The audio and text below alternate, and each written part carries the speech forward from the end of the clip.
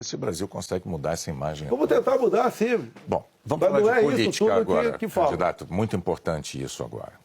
Está também nas atenções por motivos claros. Em 2018, o senhor candidato à presidência, o senhor se apresentava como o candidato da antipolítica e o candidato contra o Centrão. Na convenção do seu partido, o general Heleno chegou a cantar se gritar, pega Centrão, não fica um, trocando a palavra ladrão por Centrão, etc. Isso ficou muito famoso. Hoje, a verdade é que o Centrão, ele é a base do seu governo. Na semana passada, quando o senhor estava saindo lá do Palácio da Alvorada, inclusive o senhor enfrentou lá um incidente com aquele youtuber que foi cobrar do senhor essa aliança do seu governo com o Centrão. Eu pergunto, por que eleitores como aquele, que se sentem traídos pelo senhor, acreditariam nas suas promessas de agora? Você está me estimulando a ser ditador. Eu, candidato? Você. Porque o Centrão são mais ou menos 300 parlamentares. Se eu deixá-lo de lado, eu vou governar com quem? Não vou governar com o parlamento. Então você está me estimulando a ser um ditador. São 513 deputados. 300 são de partidos de centro, pejorativamente chamados de Centrão. O lado de lá, os 200 que sobram, é o pessoal do PT, PCdoB, PSOL, Rede. Não dá para você conversar com eles. Até eles não teriam número suficiente para aprovar sequer um projeto de lei comum.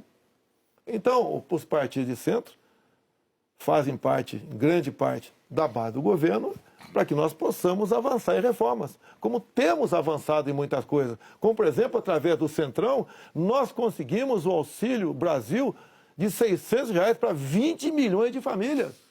Dá para imaginar isso? E olha só, os partidos de esquerda votaram contra o parcelamento dos precatórios, que era condição para a gente dar lá atrás R$400 de Auxílio Brasil para esses mais necessitados. Então o PT votou contra o Auxílio Brasil de 400. Não, votou contra a questão dos precatórios. Do parcelamento, porque sem parcelamento você não tem como conseguir recurso no orçamento para pagar os 400. Assim como agora o PT também votou contra, tá?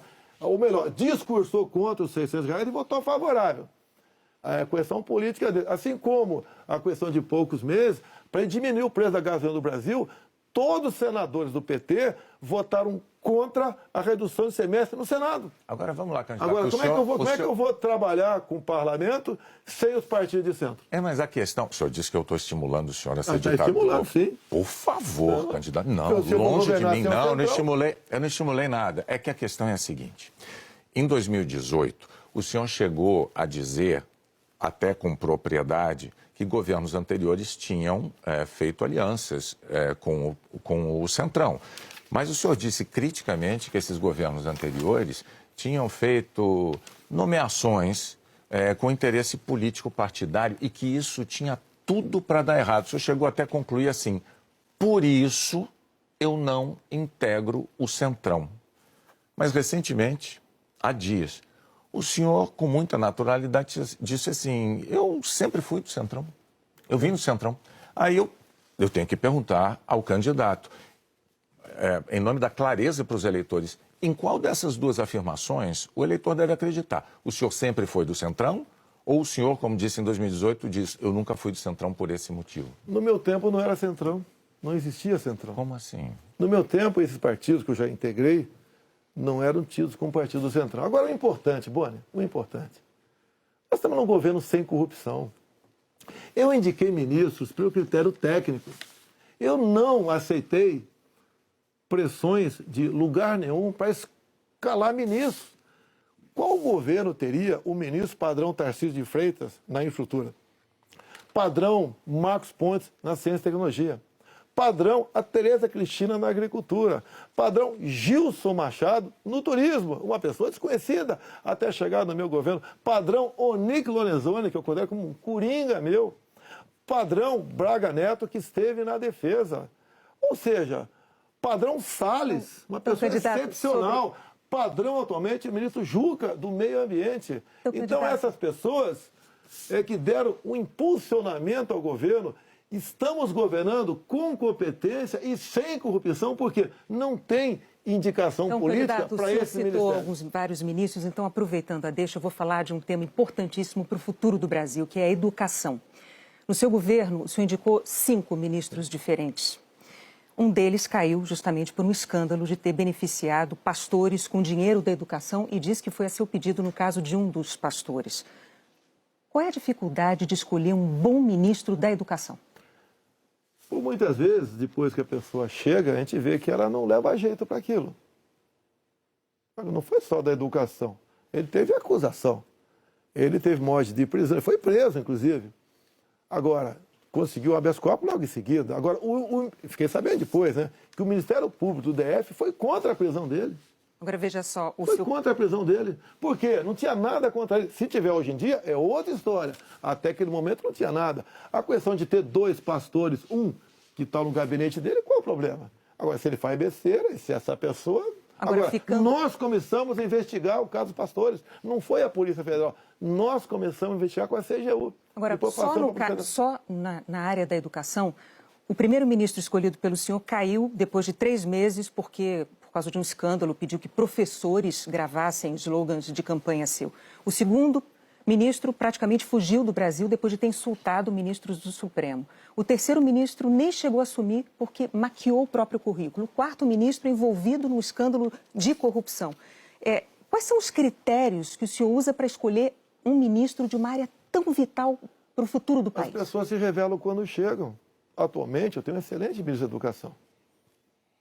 Acontece, é igual um casamento, muitas vezes. Mas o senhor concorda que essa alta rotatividade prejudica? O ideal era não ter vários... rotatividade. O ideal era não ter rotatividade nenhuma, mas acontece. Outros ministros foram trocados também. Bom, por vários motivos. Agora, depois desse escândalo do MEC... Que escândalo do MEC, Boni? A saída do ministro... Mas a saída é escândalo, MEC? Não é escandaloso, candidato, sim. um ministro destinar dinheiro da educação para 2 pastores, dizendo que o presidente da República indicou um deles... Cadê o duto cadê o duto do dinheiro vazando ali? Cadê o dinheiro? Candidato, não sabemos. Cadê o dinheiro aparecer? Você não sabe? E está me acusando? Não, está acusando o Milton por isso? O senhor tem todo o direito de achar que não foi um escândalo. Nós vamos adiante. Depois do caso do ministro Milton Ribeiro no MEC, o senhor atenuou um pouco o seu discurso de que não havia corrupção no seu governo. Antes não tinha corrupção. Hoje, o senhor diz que os casos pipocam. Os casos pipocam de corrupção no seu governo. Bom, ao mesmo tempo, vão se acumulando denúncias de interferências suas na Polícia Federal, que é um órgão de Estado, não é um órgão de governo, e um órgão de Estado que o senhor prometeu prestigiar. Como é que o senhor explica para o eleitor essa mudança da sua postura da eleição de 2018 para cá, candidato? Primeiramente, quem me acusou de interferência na PF foi o ex-ministro Sérgio Moro. Falou que a prova da interferência estava numa sessão reservada nossa. Bem, eu não queria, a sessão foi gravada, eu não tinha obrigação de entregar ali a fita. O senhor teve 4 diretores gerais da Polícia Federal eu não tinha obrigação de entregar a fita. Entreguei a fita. Foi revelado, até com muitos palavrões na reunião de ministros. Não acharam nada. O que acontece? Eu, quando entrego o ministério para alguém, eu dou o ministério para aquela pessoa agir. Tá? A Polícia Federal, com a saída do Sérgio Moro, melhorou e muito na apreensão de drogas, na apreensão de numerários, tá? Em operações, melhorou muito. Em armamento, melhorou. E as pessoas vão mudando. Por exemplo, quando o André Mendonça saiu, porque ele foi para o Supremo Tribunal Federal, eu não considero uma saída da paz dele. Atualmente, temos um delegado da Polícia Federal à frente do Ministério da Justiça. Agora, ninguém comanda a PF, Bonner. Se pudesse comandar, o Lula teria comandado, a Dilma, o Temer, seja lá quem for. Ninguém consegue comandar a polícia dessa forma, como você está falando aí. É que a Associação dos Delegados da Polícia Federal divulgou recentemente um documento com críticas, né? Eles afirmaram que o senhor e a sua equipe de governo trouxeram desgaste, eu estou lendo aqui os termos dele, trouxeram desgaste à imagem da instituição Polícia Federal e também prejuízos para os policiais federais. E que falas suas, candidato, jogaram desconfianças sobre a autonomia e sobre a imparcialidade da Polícia Federal, que goza de autonomia já há alguns anos, como ninguém poderia negar. Qual é a sua posição, então, diante de um documento com uma queixa, uma acusação como